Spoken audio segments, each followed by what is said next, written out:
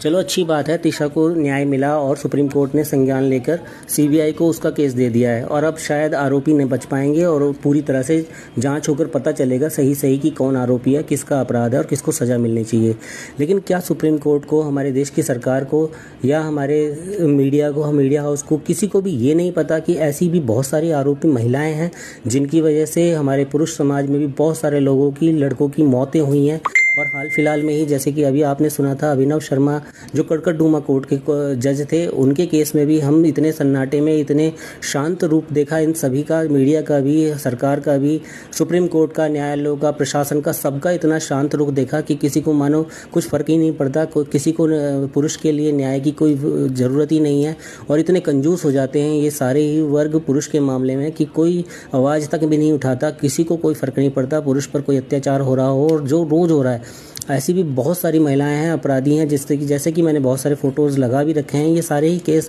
बहुत पॉपुलर थे और लाखों की तादाद में ऐसे केस भी हैं जिनके बारे में कोई कुछ नहीं जानता है। दोस्तों, ये सही है कि महिलाओं को पूरी तरह से न्याय मिलना चाहिए, उनके साथ काफ़ी अन्याय हो रहा है, मैं इसके खिलाफ़ बिल्कुल नहीं हूँ। लेकिन मुझे कहीं ना कहीं तब दुख होता है जब पुरुषों के मामले में हमारा सारा समाज जो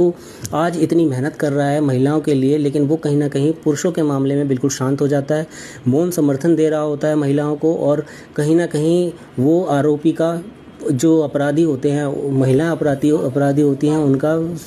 मनोबल बढ़ा रहा होता है और उन्हें प्रोत्साहित दे रहा होता है कि आप कुछ भी कर सकती हैं, और वो आराम से अपनी जीवन जी रही होती हैं। या तो उन्हें सजाएं होती ही नहीं हैं, और होती हैं तो बहुत कम सजा में वो छूट जाती हैं। तो ये चीज़ें सब उनका मनोबल बढ़ा रही होती हैं, और एक एक महिला कई पुरुषों को तंग कर रही होती है, कई पुरुषों को मानसिक पीड़ा दे रही होती है, और बहुत सारे लोगों को मौत का घाट उतार देती हैं जिसका कुछ पता भी नहीं चलता। ये सारा एडवांस टेक्निक ये इस्तेमाल करती हैं जिसे ये जुबान बोलती हैं। दोस्तों, आप अगर अपराधी है तो अपराधी चाहे वो महिला हो या पुरुष हो, सज़ा सबको मिलनी चाहिए, और कहीं ना कहीं पुरुष को भी पूरा न्याय मिलना चाहिए। मैं इस बात का पूरी तरह से समर्थन करता हूं, और आपको भी ज़रूर करना चाहिए, क्योंकि अगर आप समर्थन नहीं करेंगे, अगर आप इस चीज़ की मांग नहीं करेंगे, तो कहीं ना कहीं पुरुष के लिए न्याय मांगने वाले लोगों की कमी हो जाएगी, और कोई आवाज़ ही नहीं उठाएगा तो फिर